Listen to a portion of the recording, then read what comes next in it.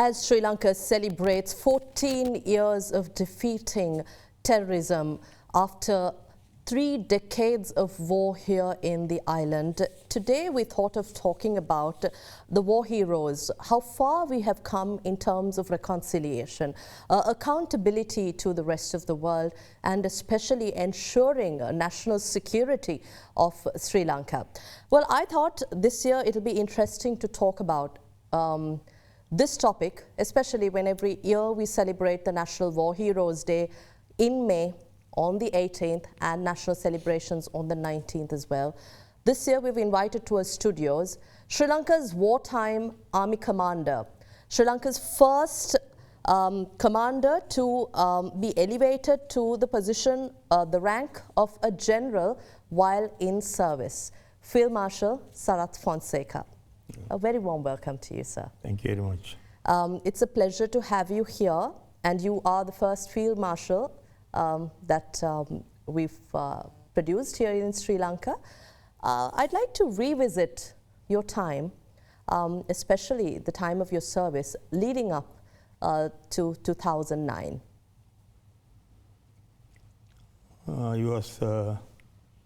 I became a general, say, a 2-star general in '98. From there onwards, I have been serving in various places like division commander, then security force headquarters commanders, Jaffna, and also in the east. Then I have been holding on to Director General operations in Army headquarters.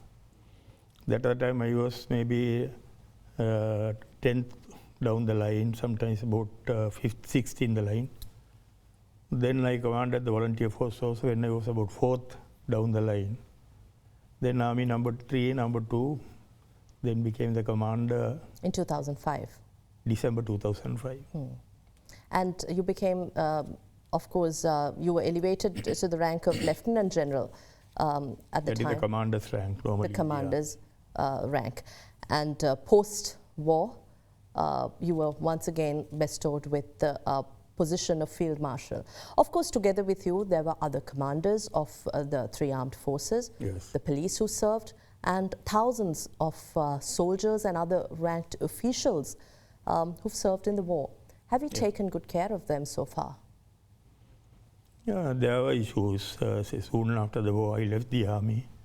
I had issues with the politicians. Because I left the army, there are so many others who were working in my staff, about generals, brigadiers, colonels, about 30 of them were also sent out of the army, even without pension. So likewise, what happened soon after the war was not very pleasing, not what should have happened in the army. In the case of if you are talking about those who sacrificed the battle casualties and others, I think with the available limited resources in this country, limited technology, we have taken care of them to a greater extent. But I can't give you the assurance that as far as the financial needs are concerned, because the country is a very poor country, I don't think we have taken care of them in that aspect as the way a developed country will take care of them. But they might be still facing various hardships after they were medically boarded out or after they retired after some time. There may be issues like that. And now, soon after the war, I left.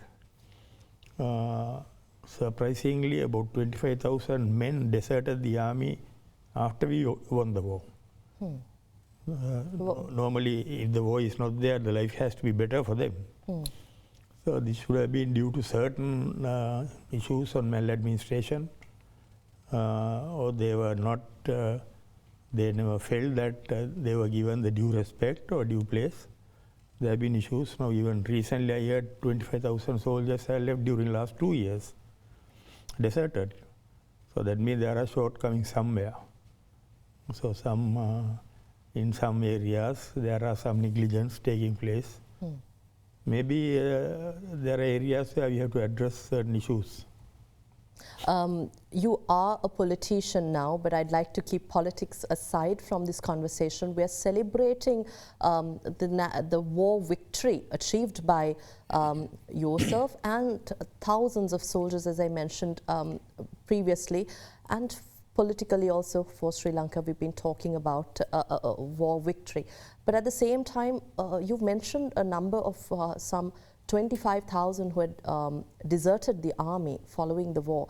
But what measures would you take, or do you think you have done enough to support them? Because now you have support politically as well. Throughout these years, you have had political hand. So do you think enough has been done to look into the needs? Because some may have suffered severe psychological disorders, post-traumatic stress disorders. Others have lost their limbs, lost their families, or maybe they have other hardships making ends meet.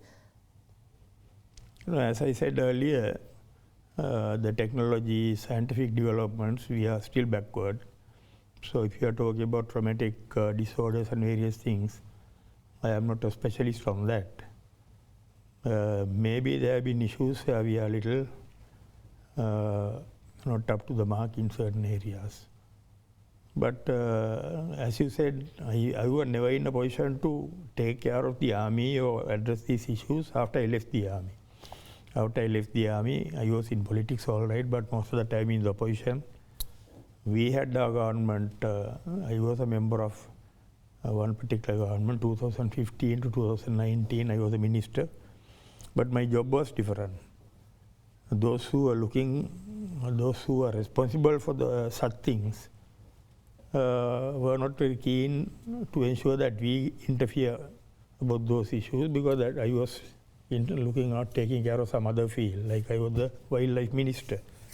So those who were in charge of defense, they were never interested about getting our assistance or our advice. This is how the politics work in this country. There are a lot of problems, negligence, failures in this country due to incompetence of politicians. Were you disheartened that you weren't part? There would have been some cases like that. Were you disheartened or disappointed that you weren't part of the decision making for the defense?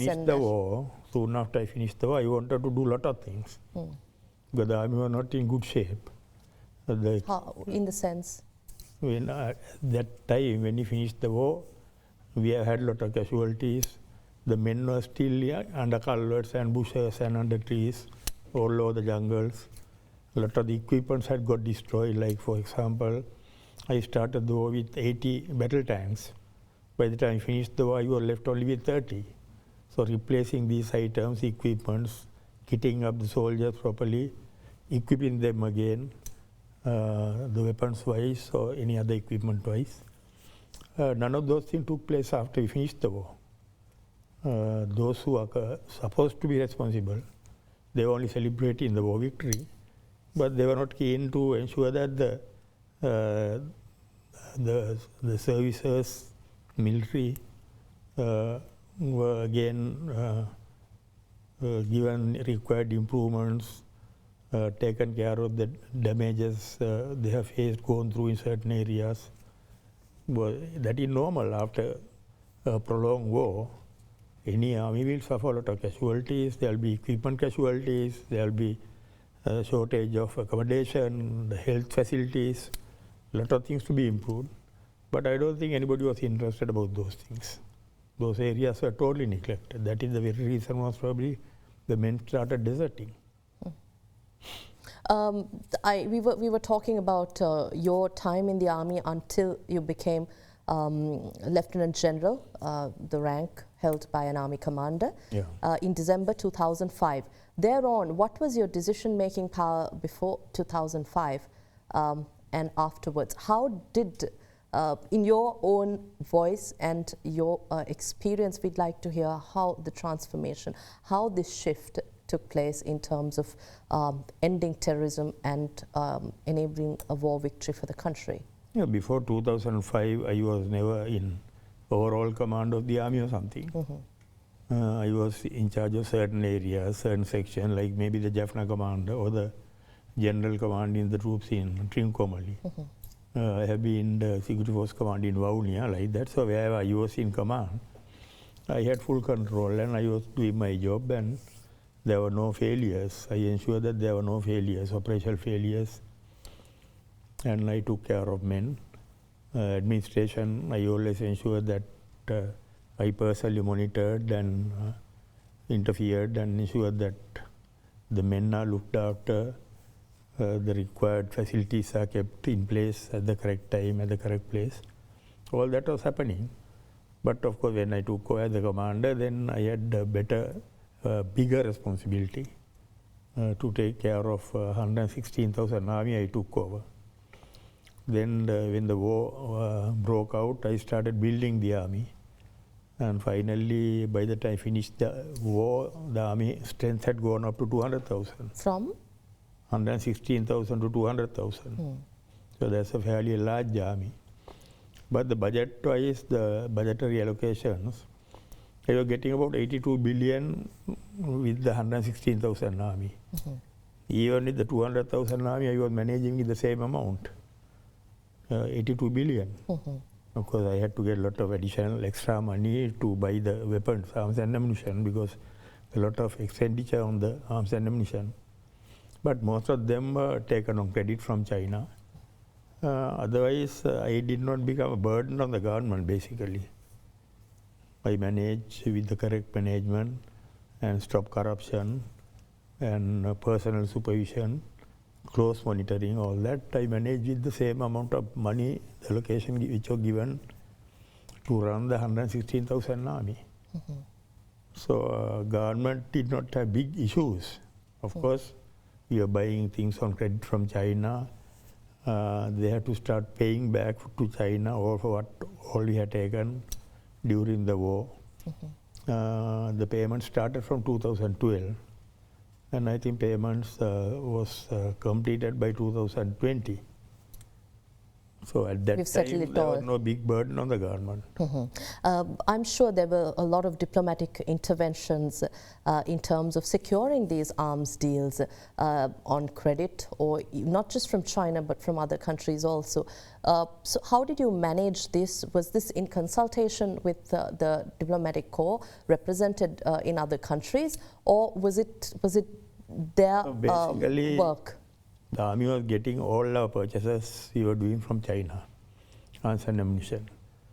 Mainly the Western countries, European countries, including USA, they were not giving us any, not ready to give us any offensive equipment and offensive weapons and things like that.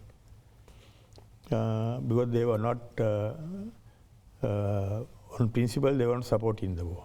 They were against the army going to war. India, they supported us. We had the moral support from them, but because of their own internal political issues, even they refused to give us any offensive weapons. So basically, we were getting everything from China. So in places like Russia, things are too expensive. We could not afford. Then there was only a certain period, a very short period, when, say, just prior to Olympics in China, they were not sending ships here, about 4 to 5 months. That time I spoke to the Pakistan Army commander personally. I knew him because I had visited Pakistan and come. Managed to get some ammunition and arms and equipment from Pakistan. That is the way we were doing it. So diplomatically, basically, most of the countries were against Sri Lanka going to war, basically. You said you managed with the 82 billion budget yes. before 2005 and after as well. Does this mean you did not make a massive upgrade to the arms, or was there an upgrade made on credit? As I said, same weapon systems. We were not going for more advanced weapon systems or anything. Same weapon systems, same type of ammunition. We couldn't afford many more advanced weapon systems and other things what was available in the world. So therefore, it was not a case of spending more on those things. But the cost of the ammunition was skyrocketing during these 2 years and 9 months. I don't know why it happened and how it happened. Now, for example, 130 millimeter artillery round. Artillery ammunition, that round was you're buying for about $250 at the time we started the war, each. And mind you, we are buying shiploads of them. Expenditure very high. When you coming toward the end of the war, they were charging us about $650 per round. So but of course, Army had nothing to do with those purchases and payments and other things. All that is done by the Secretary Defense and the Defense Ministry. I used to only give the list of the number of ammunition I require, the list. But then the dealing with the purchases and all that is done by the Secretary Defense. So I was not bothered about those things. That was not my problem. All that I wanted was to finish the war. How did the decision to finish the war come about, and when did you decide that this was the strategy? How did you share it with the rest of your commanders? And let's talk about the political support you had. That government which came into power, started in 2005 with Mahinda Rajapaksa becoming president. So in his manifesto, the election manifesto in 2005, he had very clearly said he does not believe in war for the North and East issue, the terrorism. Then he had said he had very clearly said he will personally meet Mr. Prabhakaran and have dialogue with him and bring a solution to this North and East conflict. That was his thinking. So when Mavillaru was closed, before that they attacked me, violating, there was ceasefire when I took over the army. From 2002 onwards it was going on. Because the terrorists were building up their the force, which was about 12,000 during 2002 when the ceasefire started. At the time we started the war, it had come up to about 35,000. And they had a lot of new weapon systems. They had almost all the weapons what we had. They had aircrafts, they had attack craft in the sea, so they had become a fairly capable offensive outfit by that time, during the ceasefire period. Right. So when when I was attacked in 2006 April, also the politician didn't want to go to war, although they violated the ceasefire, came and attacked me inside army headquarters. Still, they didn't want to go to war. No, then the ceasefire continued. Did you believe we had to go to war even at that time? Yeah, I think in any other country, if the terrorists go to that extent during ceasefire, you will not have to talk about ceasefire after that. In any other country. So we were basically, politicians were scared to go to war. On one hand, they were scared. On the other hand, they had lost faith on the army, also on the military. Because there were so many occasions military went to war, but with a lot of reversals, they had to finally give up the war. In this country, basically, even famous generals like General Ranatunga, General Kobbeka, General Janaka, all of them had said, they had publicly said, this solution cannot be settled with the war. They had said, you have to bring a political solution to this. So obviously, the politician never believed that there will be a military solution to this under those circumstances. So when Mavillaru was closed, I was in hospital in Singapore that time after the suicide attack on me. 3 months in hospital, only 100 milliliters of water for a day for me. 3 months, no food, nothing, all with the tubes and other things. But when I heard that Mavillaru issue had taken place, I had doctors who had gone with me from here, from the army to a doctor. I told them to get the medicine and injections, everything, and said, we'll go back. Because I had a huge wound here, it had healed halfway by that time. There was no cavity connecting the outer surface and the inner cavity, all that had got healed. So I said, let's go back. I came back. Secretary told me that there's an issue here, there's a problem here. He asked me, what can we do? Then I asked him what was the advice given by the acting army commander. There was acting army commander in my absence. He said the acting army commander said that we can't go to war because we don't have enough manpower. But we had 116,000 army, even at that time. I said, you give me about half an hour, I will talk to the people concerned in the east and various places. After half an hour, I phoned him up and said, I am going to go on offensive, I will capture this. You phoned Secretary Defense. Secretary Defense. Then they were very happy because there are a lot of pressure building up in the east from the civilians, politicians. They didn't know what to do because the military was refusing to go to war. I came back with the wound still, with the bandages and all that, plasters, everything. But after I told them, next day I went to Trincomalee, took a helicopter and went. And I found difficult even to get into helicopter. Because when I came from Singapore, I came to airport on a wheelchair. And when I came down at Bandaranaike International Airport, they had to almost carry me into the car. So I started eating some food and managed to get into the helicopter next day. And I started commanding the operation. For our luck, for me, they gave me a chance to continue from there onwards, expand from there, because Prabhakaran started attacking some of my camps also, south of Trincomalee. When we were thinking about Mavillaru, they started attacking my camps also. Then we captured Mavillaru. I immediately developed the operations towards Sampur and captured Sampur also. I knew that at some stage the politicians will want to stop the war. So therefore I started, when I was attacking Sampur, I started fighting with Wakare also. Likewise, I kept the army and the terrorists engaged in various places. Because as a continuation of the engagements, I knew that I was going to expand it. Then I expanded the whole operation until I cleared whole of the east in 1 year. I continued from place to place. So it came to a stage where the politicians had no way of stopping us, because we had engaged the enemy in various places while still fighting in east. 2007 March, I sent a division to north also, north of Vavuniya. Right. So before I cleared east, I have already started battle in the north. So likewise, I ensure that we don't give a respite so that the politician can think of a break or a ceasefire, anything like that. Why were you worried that the politicians might try to stop the war or halt the war? Was it because of the international pressure, or was it because you thought there was no determination from the political side? Because we understand you had the political will for the war.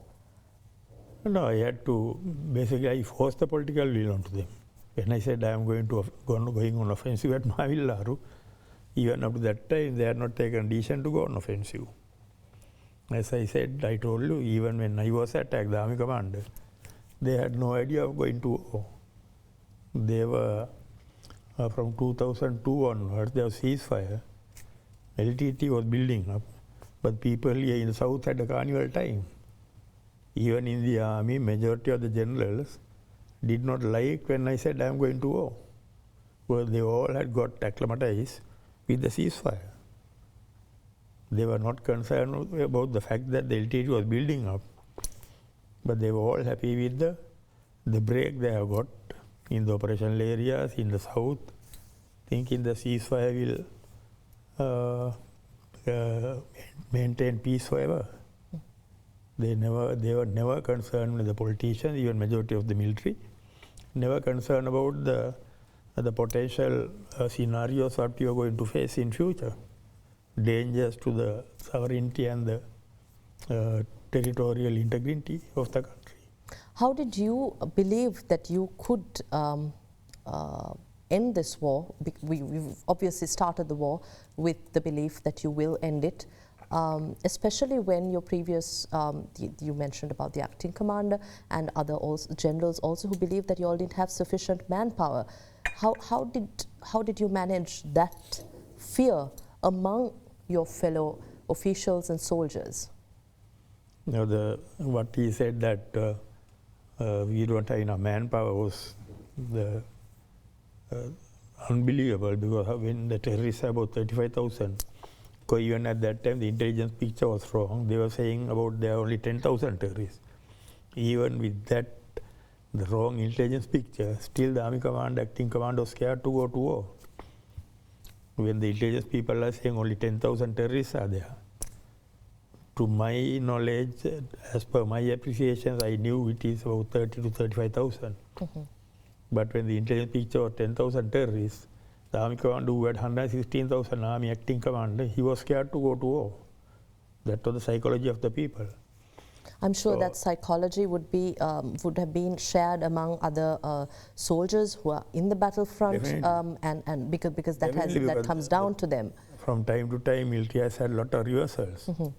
There was a stage when the terrorists started overrunning brigades, the divisions. Finally, they came and overran Elephant Pass, where there were 12,000 troops.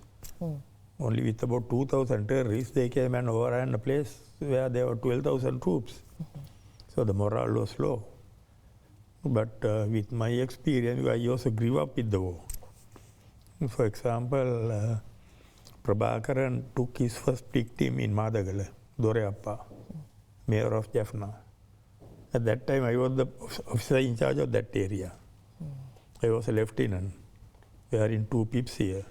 But my job was to look after the beach to ensure that no smuggling takes place, not to do any land operation. So he fired his first shot in Madagala, in my area. And he fired his last shot also in my area when I was in charge of North and East, everything. So I grew up with the war. I took part in all offensive operations, every very dangerous operations which were conducted by the army, rescue operations, offensive operations. Time to time I have grown up with the war. I knew the shortcomings of the terrorists, I knew their tactics, I knew why the army failed, I knew the mistakes we made. Therefore I had confidence that we can defeat them if we do the right thing. How did the army, together with other forces, build the morale of the soldiers, the officials? Because you said everyone got acclimatized to living a ceasefire and ensuring the peace in the country while the terrorists disregarded an ongoing ceasefire. So how did that, I'm interested to know how that shift happened. Basically, the junior officers and the men in the army, they worked with me in many places throughout. And they knew I had not failed in any of the places where I was in charge. So they had confidence on me. When they go for operation, they had confidence about me. I had a lot of successes, but I had never had failures in the battlefield. So when I became the commander and when I started telling them what we must do, even before we started the Mavillaru, as I took over the army, started different training with my own experience, new concepts, new tactics I was introducing, I started introducing. So by doing all that, I was boosting up their morale little by little. I kept the army active. So when I came back from the hospital, when I started guiding them and directing them, because they had confidence on me, they were carrying out the instructions. I picked up people, the ground commanders and all that, whom I thought was capable of understanding my thinking, who could understand my instructions, who will do what I want them to do without grumbling. I picked up ground commanders and various people of that nature. And when I started doing that, identifying the correct people, putting them in the right place, that itself gave a lot of confidence to the army. When you decided to go to war, was it your strategy to start small pockets of offensives across areas in the east and then venture into the north, or did you have a larger strategy in mind? I had a large strategy. I knew that finally I have to finish it in the eastern coast, because I can't take it to the west coast, because then the LTT can always pull out, go through the across the sea and vanish. Prabhakaran and all big fellows can run to India, even South India. So I knew finally I had to go aim at this area, the region Mulathu area. That was in my head. And also I introduced a lot of new concepts, new tactics to fight in very wide fronts, like a 15-kilometer front. Those things had not taken place in the army earlier, and in a number of fronts. So when I was doing all that, the LTT totally went out of balance. They didn't know how to cope up with the new fighting techniques of the army. And I knew that I had to first clear the east, ensure that we consolidate in the east, and ensure that the terrorists don't come back to east. Likewise, I started my strategies all were aimed at killing the terrorists, not to capture the ground. So the people thought the politicians are not happy at the beginning. They were questioning me in a number of occasions because they did not see the army moving forward fast. People questioned you? Because he was not trying to move the army fast. Capturing the ground was not my concept. As far as the terrorists are getting killed every day, I was happy because I knew I might sacrifice something. So we have to sacrifice a certain number of soldiers. But if more terrorists are getting killed, compared with the numbers we are losing, I knew one day we had to finish the 35,000 will wear off. So I knew that, and I knew that it was happening on the ground. When the army was not moving forward, not capturing ground, the politicians are getting a little nervous in many occasions. So did you have pressure from the political side? Yeah, they were asking me a number of occasions. Why that we are moving very slow, why can't we do it a little fast, and various questions. But I knew at some stage that things will catch up momentum and start moving fast. What was the support you had from the three armed forces? Of course, you led the army, and we are talking about the Air Force, the Navy, the support that came from all sides to ensure the victory. And to add to that, the strategy in getting them together. Basically, bulk of the LTT was deployed on the ground. They had the sea element, they had about 3 or 4 light aircrafts where they could come to Colombo and drop some bombs and go, improvised bombs, do very limited damage. But the bulk of they were, even LTT concentrated more on holding ground. That was that way I was very lucky because Prabhakaran didn't want to vacate the ground. He wanted to sit and fight. So because the ground battle was the toughest and the worst battle, the burden came on the army basically. Now, for example, 2 years and 9 months, army had to fight every day, day and night, 24 hours we were fighting. No respite, no breaks. I didn't want to lose initiative. I didn't want to give them a respite. So finally I had lost 5,200 soldiers, paid supreme sacrifice, and about 3,000 became permanently disabled. So altogether 27,000 of my soldiers got injured in battle from the army. Comparatively, I know about 300 men died in the Navy. Out of that 300, also about 150 died at Digampatana when there was suicide attack, not in north and east. Air Force lost 8 soldiers for this whole period. When the LTT came and attacked Anuradhapura, and a couple of 2 pilots died. There was a helicopter crash. Altogether only 8 lost life in Air Force during this period. So you can see the burden was on us. But still, I got certain amount of support from Air Force in certain areas. We were trying to break into Kilnochi and go through those huge obstacles and the bunds and ditches and all that. Air Force was always ready to come and support me, and logistical support we got to a great extent from Air Force. Navy also was giving us the logistic support to Jaffna. And they were fighting their limited battles in their own classic role, like the Navy. If you say once in about 2 months, they will have a fight in the sea. Air Force, once in a way, they go and drop some bombs. Of course, in 2 to 3 hours, they are back again in Katunayaka. So that is the difference between the pressure on the services. You were talking about the casualties of your soldiers as well as those who fought the war from the government, the Sri Lanka government side. If you talk about the civilian casualties, this is something after the war we saw the international community and we saw petitions made with the international community that some 40,000 civilians were killed in the offensives, and of course we did see individuals as Lord Naseby who were fighting saying no, this was not the case. But in your understanding, what really happened to the civilians there? In any war, there are casualties, but how ethical has the army been in understanding that security needs to be of utmost priority for the civilians while targeting terrorists who are at large among the civilians? It was like this. What we had was a open offensive. It was a face-to-face confrontation with the terrorists. They were fighting also like conventional army, with artillery, with battle tanks, with the mortars, everything they were fighting with us. So normally the situation, BCG is not known to many people. Of course it is known to the Tamil people, but some people are exaggerating things and trying to throw mud at us. The general public, the Tamil public, they know the truth.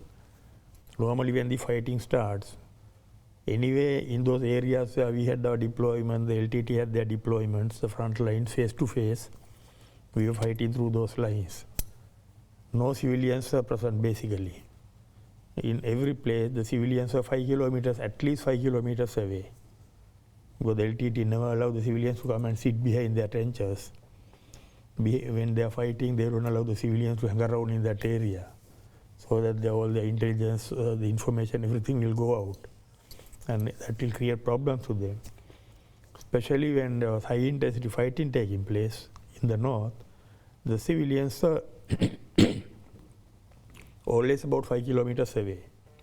We had the UAVs, the type of fighting, the battlefield activities of the LTT wouldn't have allowed the civilians to hang around there, that close to them. And therefore, imagining a civilian getting killed at a raid due to the crossfire area thing is totally misinterpretation of the whole thing. Then when it was going to last stages, say when we were, after we captured Kilnochi, we were moving towards east, trying to go towards Puthukudi and Mullatiu. Then the civilians started coming through, creeping through the LTT lines and entering our area. Altogether, there are about 50,000 civilians who had come like that, time to time in groups and various people. So whoever who came, we accepted them, we treated them, we gave them medical facilities, we ensured that they are safe in our areas. We put them into certain villages. Then finally, when they were getting close to Puthukudi Muratiu area, when they were getting contracted, I had the task of getting the civilians out. It was a very difficult task. At the same time, I had to ensure that our firing does not cause the civilian casualties. So there were two occasions where after we captured Puthukudi, the civilians were trapped in area between the lagoon and the coast. There were about 5 kilometer gap, the coastal belt. So they were trapped in that area, over 200,000 civilians. Where they were held as a human shield. Human shield. Then I had to, even when you were getting close to Puthukudi, you were controlling the firing. For example, 2008, I lost 2,000 men from my side. Because I was controlling the firing, not using heavy weapons, not using machine guns, only trying to rely on the personal weapon of the soldiers. 2009, for 4.5 months, I lost 2,000 soldiers because we were not using the maximum firepower. That is why same number what we used in 2008, I lost in 4.5 months in 2009. When they were trapped in that coastal belt, I had to take them out now. I knew there were about 250,000 civilians there. Then one day we attacked, went across the lagoon. We wanted to create a breach in the LTT defense. They had a bund around that area. We went across the lagoon. I put commandos and special forces because they are very capable people. Their firing is very accurate. So about 100 of commandos, 100 special forces across the lagoon, and we created a breach on the LTT defense at Pudumatalan. When we created the breach there, that day I lost SF Special Forces Major and lost about 40 soldiers, the way we had to conduct that operation. And when we breached the place, 135,000 civilians came across the lagoon immediately. Because when they were coming across the lagoon, the LTT was sending the suicide cadres to go through the civilians and exploit themselves to kill the civilians so that the civilians will run back. That is what the LTT was doing. Some of my soldiers also got killed. Well, suicide cadres were coming with the civilians and exploiting themselves. Some civilians died like that. Some or other, we took 135,000 out on that day. That was 19th April 2009. Then again, we had the foothold in Pudumatalam. Then we started rolling down southwards. Little by little, every day we were capturing about 500 meters. The battle was like a corporals and sergeants battle after that, April 19 to 19 May. Then finally, when they almost cornered into Mulathu area, into area about 1 kilometer by 1 kilometer, then again I knew there are still some civilians there. We had a breach again from the south. We sent troops from the south across the lagoon. That is the opening of the Nathikanda lagoon. We went across that and got a foothold. Then 85,000 civilians came. This would have been somewhere around 15th, no, not 15th, about 13th or 14th of May. When this 85,000 came, there were no civilians after left behind. That it was only a case of terrorists holding on to that area, then the battle was very clear. So I gave you the example to show you that if 40,000 civilians dying is impossible. Where did if 40,000 civilians died there, somebody can go and start digging on those areas. Then every time you put a use a memory or something, there should be a human skull or something. That is not practically correct. But where did the white flag incident happen? You've made some controversial statements that even went to the international community. I had to go to China somewhere around 11th or 12th May, because I had got about $200 million still left, which was to be used to buy some armored vehicles and some weapons from China. I had ordered them about 6 months prior to that. But to purchase the vehicles, I wanted to personally go and see them because they are very expensive vehicles. I can't waste so much of money buying some Mach somewhere or some vehicles which are not durable and not good for the job or something like that. So I had planned a visit 6 months before, but due to operational requirements, I was postponing the visit. Then about 3 weeks before, say by end of April, they told me that unless I come and visit and give me the final order, place the final order, take a decision, they will have to sell this vehicle to some other country, they said. So therefore, I could not postpone it anymore. I would have been happy to postpone it 1 more month because I knew the war was going to be over very soon. So I had planned to go to China. I left somewhere around 12th, I think. I took my operational staff, I took my maps, I took my telephone communication equipment, everything, to be in touch with the people in the field. The same way I was commanding from Army headquarters, I was commanding from China. Talking to Shavindra twice daily, talking to Jagat Jayasuriya, Jagat always twice daily, Kamal Gunaratnam. So I was controlling the war still.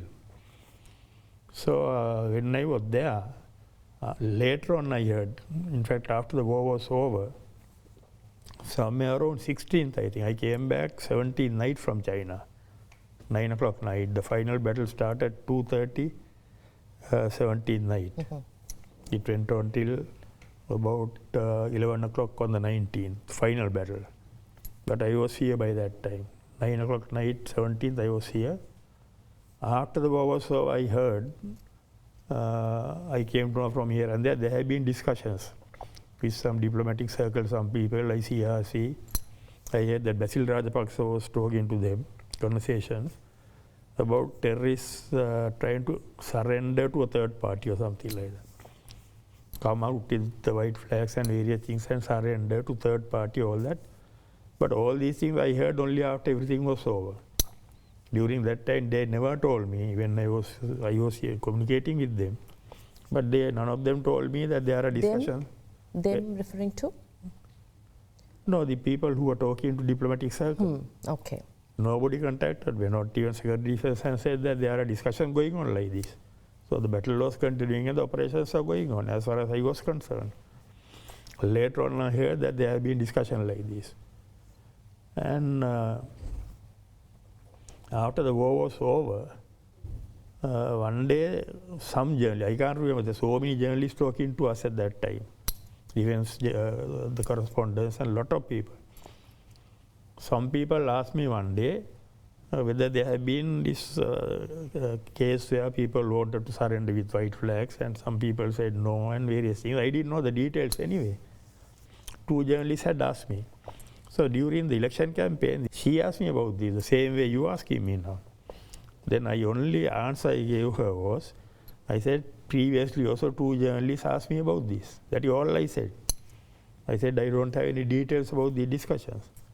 But next day she went and wrote in headlines in the paper, he said, the former army commander confirmed there have been the discussions about surrendering and various areas, the long story. So these people capitalized on that and they were trying to charge me and put me in the jail, saying that I have pointed the finger at the government or something like that, or I was trying to let the side down by blaming the military about shooting the people who were carrying white flags, and huge story was created by them. But I only knew and I only spoke what I spoke to you now, because that is all I knew. Talking about accountability and and the victims of the war, especially of the northeast communities of Sri Lanka. I think the international community, we've seen how resolutions have been passed at the UNHRC as well. What is your opinion in this regard, and how far are we in terms of ensuring that the victims, their answers, especially of the missing persons, should be, that these families are given the answers and accountability provided before them? About the missing people, now the LTT ethos that did not permit the relatives to come and take the dead bodies of their kids and kins. When if they are dead, LTT 35,000 was eliminated, except 12,000 we took into custody at the end of the war. 12,000 surrendered. 23,000 LTT was killed. That is confirmed. We were maintaining a record day to day, the numbers dying. So these people who died, LTT will never contact their relations and say that you so and so had died and that we are sending the dead body to you and all. That will never take place in that manner. They are burying them, or I don't think they were cremating them. They are burying them somewhere. And that's all. In fact, if you can ask Roshan Gunathilaka, at one stage when we were around Pudukudiripu, the UAV was monitoring a burial ground in Pudumatalan area, the LTT burial ground. They were bringing the dead bodies covered with the LTT flag, the same way we are giving the funeral, the right to our soldiers. They were doing it. They bring and covered with the LTT flag and bury them in order, in a formation. About 900 of them were being buried there. So Roshan Gunathilaka was watching it and his people were counting how many are being buried here. Likewise. So the parents, most probably they may have known that their children were with the LTT, but once they are dead, LTT will never tell them that your son is dead or something like that. But Sri Lanka is held accountable for the victims, the missing, the dead. How do you think you engage with them? If somebody goes to war as a terrorist and if he dies, nowhere in the world that the government will try to give compensation for a terrorist who came and fought against their legitimate military. It has never taken place anywhere in the world. Why should you go and basically, you are a terrorist. The fact that you have taken a weapon into hand was an illegal thing. Then you get killed. Then your own supporters bury you. Then are we supposed to go and dig and unearth and do all that and pay the compensation for a person like that? Mm-hmm. I don't see any logic behind that. There are also questions about young people who went missing, also about youth, civilians who went missing. So is there any truth to this? And how far do you think Sri Lanka should go in terms of healing the wounds of those who have questions unanswered? I like this. I don't think there is a way of giving compensation for terrorists.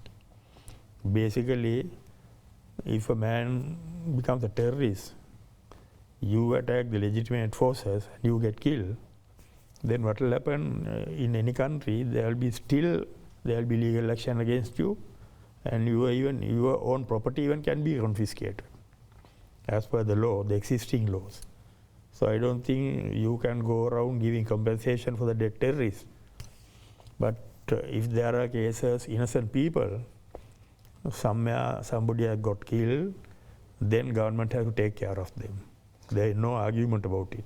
But if because your son went to war, joined the terrorist outfit, died there, even if parents come and say, my child is missing, government has to give me the compensation, then that is a question. When we know very well, about 60,000 terrorists have died all the way from the very inception, according to their records. So how do we know who is the 60,000 and who are the innocent people who died?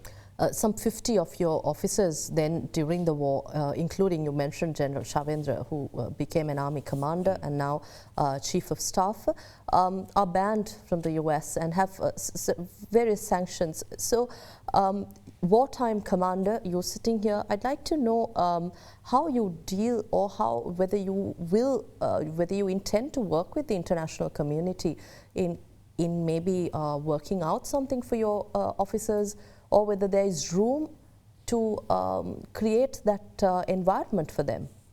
The first person whose entry was banned was me, by USA.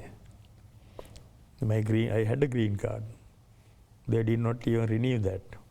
They don't tell me that it has been banned or rejected. They say it is pending. But they don't give me any new visas to enter USA from the time I left the army. Not yesterday or day before yesterday. Even when I was minister, my name was put down for the team to go to UN as a minister, to go with president, till they turned down my entry. Even when I was a minister, to go in the UN team. Then I was trying to apply for a visa to United Kingdom as the wildlife minister. There was a conference. I was trying to go for that. They said, please don't apply. They don't say that there's a ban on me, but they don't accept me entering their countries. So the problem, it applies to me also equally. So it is the same manner to Shavendra, so many others, about 50 odd senior officers I think altogether. All the problems started because there have been one or two instances. There were complaints. I will avoid mentioning names here. I myself want to take action before I retired. But all that were blocked by various people. Various people in the army or political side? Yeah, because when they removed me, automatically they got blocked. Some of the people at whom I was pointing the finger were given promotions also after that. So do you think action should be taken now in order to bring a closure to... If there have been any incident, not many incidents killing 40,000 civilians and all that, but there have been one or two incidents definitely. Like in the past, when the military, anybody who has committed any offense, the military has taken action. We don't try to hush them up. We don't try to cover it up. Like Manamperi case, Ambilipitia. The officers were sent to even given death sentence. Some were given 10 years, 15 years jail sentence. The army must never try to do it. Mm-hmm. You can't say that somebody will try to say that I have let the side down if I punish one of the fellows who had committed some offense. No, that is my job. I will try to do it. But those who were in authority at that time, they covered them up, blocked them. That is why all the people are pointing the finger at the whole army, the government and the country as a whole. Because we have not taken action against the one or two odd people who committed offenses. That is the problem. So those who are responsible for this either government at that time, who failed to take action when the action had to be taken. I wish I could speak to you longer, but this is all the time we have on the show. We wish we could have an in-depth discussion. Thank you very much for your time here with us, Field Marshal, as we celebrate National War Heroes commemoration, and at the same time talking about and revisiting the time of the war and the victims of war. Before I finish, I want to pay my gratitude to all those who sacrificed their lives, all those who are rendered disabled, and to their next of kin and their loved ones for the contributions, the sacrifices they have made for this country to remain intact as in one piece, to for the safeguard territorial integrity and the sovereignty of this country. And they have prepared the way, paved the way for the people today to live peacefully in this country. So we are grateful, we are indebted to them. That I want to remind to all the people in this country. We are indeed indebted and grateful for the efforts of the war heroes, eliminating terrorism, a separatist outfit, and ending a 3-decade war here in Sri Lanka. We had with us Sri Lanka's 18th commander of the Sri Lanka Army, the wartime commander of Sri Lanka Army, who was later elevated to the position of Field Marshal here in Sri Lanka, Sarath Fonseka. Thank you very much for watching, and we'll see you again next week at the same time at Hyde Park with yet another discussion. Good night.